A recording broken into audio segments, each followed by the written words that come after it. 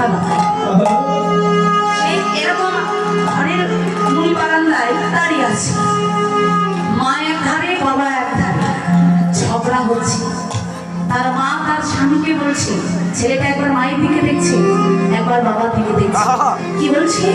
ওই তার মা বলছে তার স্বামীকে, জানো সারাদিন তো বাইরে বাইরে থাকো, সারাটা দিন আমার কি বসা হয়? সেই বিবাহের পর থেকে এ পর্যন্ত তোমার সংসার করলাম বটে, কিন্তু সুখ পেলাম না। অনেক সহ্য করেছি। শোনো, তুমি যখন বাইরে যাও তখন সকাল থেকে শুরু করে ঘরের কর্ম, সকল কর্মে ফিরে একবার তোমার বাবা জল দাও, একবার তেল দাও, একবার ঔষধ দাও, একবার পায়খানা মলমূত্র ত্যাগ করাও। শোনো, অনেক করেছি, অনেক করেছি, আর পারবো না। আজকে তোমার সিদ্ধান্ত নিতে হবে, এই সংসারে ভাই তোমার বুড়ো বাবা থাকবে, নইলে আমি থাকবো। বলো তুমি কাকে চাও? বাবু তার মা অনেক আগে মরে গেছে, বেঁচে আছে শুধু ওই বৃদ্ধ পিতা। ছেলেটা দুপাল্লাই পড়ে গেলেন, একই কথা, কি করবো এখন আমি? বলছে, দেখো তোমার তো বাবা মা আছে, একদিন তারাও বৃদ্ধ হবে, তাদেরকে তো শেষ কাল পর্যন্ত দেখতে হবে। বলছে, আমি অত কিছু জানি না, আমি অনেক সহ্য করেছি, বলো আমি কি ঘর ছেড়ে যাবো নাকি তোমার পিতাকে ঘর থেকে দাঁড়াবে?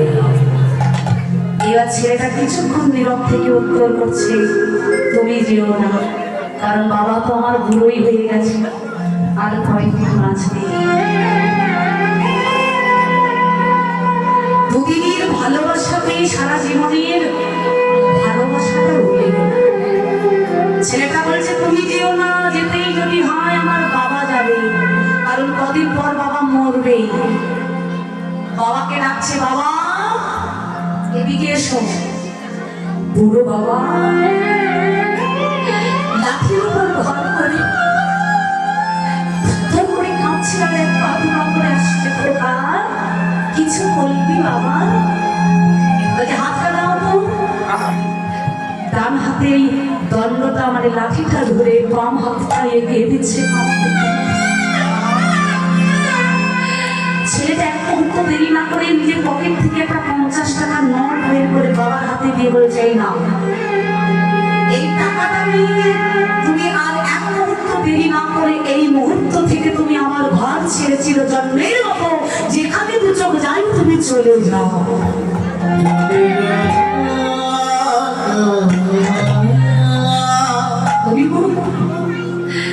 বুড়ো বাবা থরথর করে কাঁপতে কাঁপতে মনে মনে বলছে, খোকা আমি সারাদিন যা কিছু করেছি শুধু তোকে সুখে রাখার জন্য। জানিস খোকা, আমি কোনোদিন আমি না তিন বেলা ভালো খাইনি। কেন? তোকে ভালো খাওয়াবো বলে। জানিস কতদিন অনাহারে থেকেছি, আমি কোনোদিন ভালো পোশাক গায়ে পরিনি। কেন? আমি যা করি তাই করি, কিন্তু আমি তোকে যেন ভালো পোশাক পরাতে।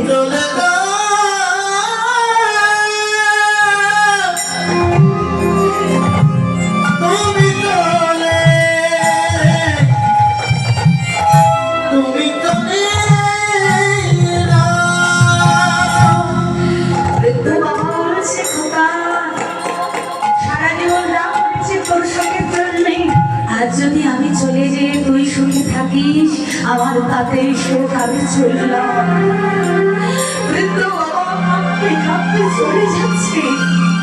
ওই যে ছোট্ট 5 বছরের ছেলেটা দাঁড়িয়েছিল, দাদু দাদু বলে চিৎকার করতে করতে ছুটে গিয়ে দাদুকে ঝাঁপতে জড়ে ধরেছে। দাদু তুমি কোথাও যাবে না দাদু, যেতে যদি হয় করা যাবে, কারণ একদিন কষ্ট করে এই বাড়িটা তুমি করেছিলে। ছোট্ট ছেলের এই কথাটা শুনে তার মা নিজেকে ধরে রাখতে পারলো না, ছুটে গিয়ে ছেলেটার হাত ধরে টানতে টানতে ঘরের ভেতরে নিয়ে গিয়ে এবার দরজাটা বন্ধ করে দিয়ে দিল। বুড়ো বাবা চলে গেল। দেখতে দেখতে সেই ছেলেটা বড় হতে লাগলো। সেই ছেলে, যে ছেলে নিজের বাবাকে তাড়িয়েছিল, সেই ছেলেটাও একদিন বৃদ্ধ হতে লাগলো, আর তার কোলে সেই ছেলেটাও বড় হতে লাগলো। কিছু বছর পর যখন ওই ছোট্ট 5 বছর ছেলেটা, যখন তার বয়স হলো 25-30 বছর বয়স, তখন কি সে আর ইয়াং ছিল? যখন তার উপযুক্ত বয়স হলো, এবার এই তার বাবা বৃদ্ধ হয়ে গেল।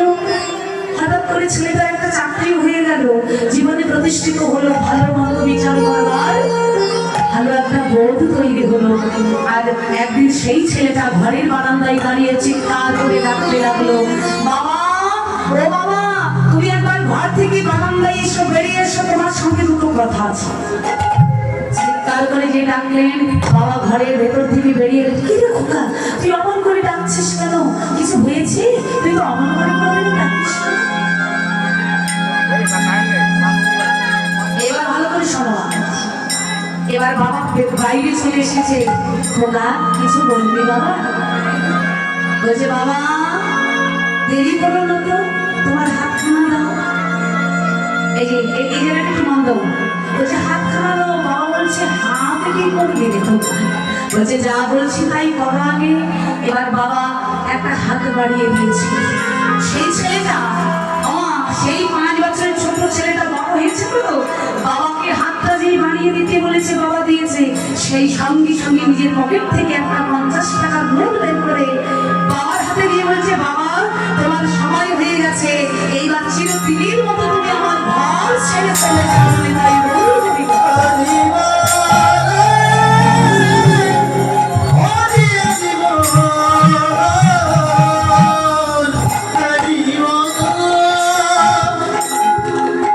বাবা বলেছে, খোকা তোর মাথা খারাপ হয়ে গেছে, তুই মনে হয় আমাকে ভালো করে দেখতে পাচ্ছিস না, আমি তোর বাবা রে। এই খোকা, আমি তোর সেই বাবা যে তোকে নিজে না খেয়ে বড় করেছি, কত কষ্টকে আপন করে তোকে সুখী করেছি। আমি তোর সেই পিতা, নিজে ভালো কিছু না করে তোকে পড়িয়েছি, তুই আমাকে ঘর থেকে চলে যেতে বলছিস।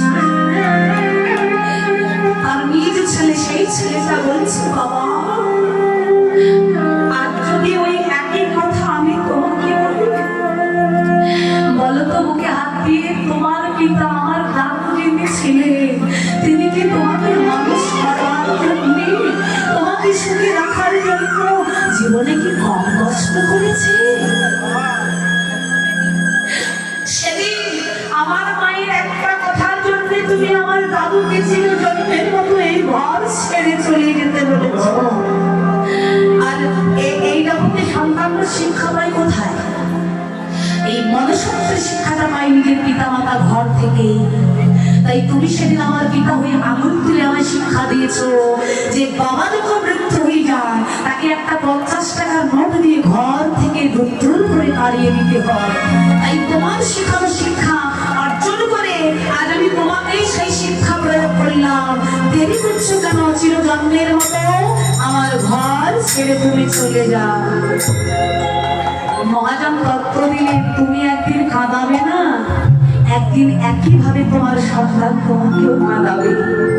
তাই যদি পারো বেঁচে থাকতে পিতা মাতা, শ্বশুর শাশুড়ি, প্রতিবেশী, গুরুদেব গুরুজনদের চরণ সেবা করো। কারণ এই জগতে যদি কেউ সঠিকভাবে পিতা মাতার চরণ সেবা করতে পারে, তার আলাদা করে ভগবানের ভালো করতে হয়। তার প্রমাণটাও ভগবান নিজে দিয়েছিলেন সেই উড়িষ্যায়।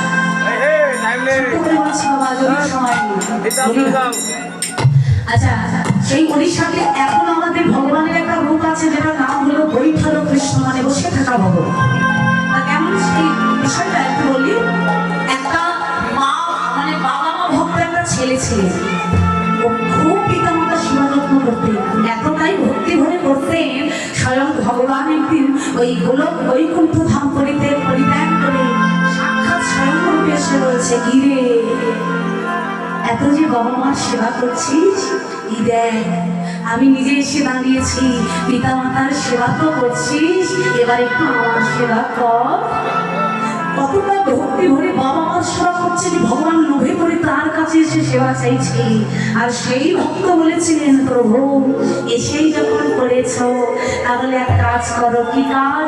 ছুটে গিয়ে একটা ওই পাথরের পিঁড়ি এনে দিয়েছে, প্রভু তুমি এখানে বসো, একটু অপেক্ষা করো, এখন আমার পিতা মাতার সেবা শেষ হয়নি, যখন শেষ হবে আমি নিজেই তোমাকে ডেকে দেব, সেবা করবো, তুমি ততক্ষণ পর্যন্ত এই পিড়িতে বসে থাকো। আর আজও ভগবান সেই ভক্তের হাতে সেবা করবে, এখনো বসে আছেন কালী বাবু।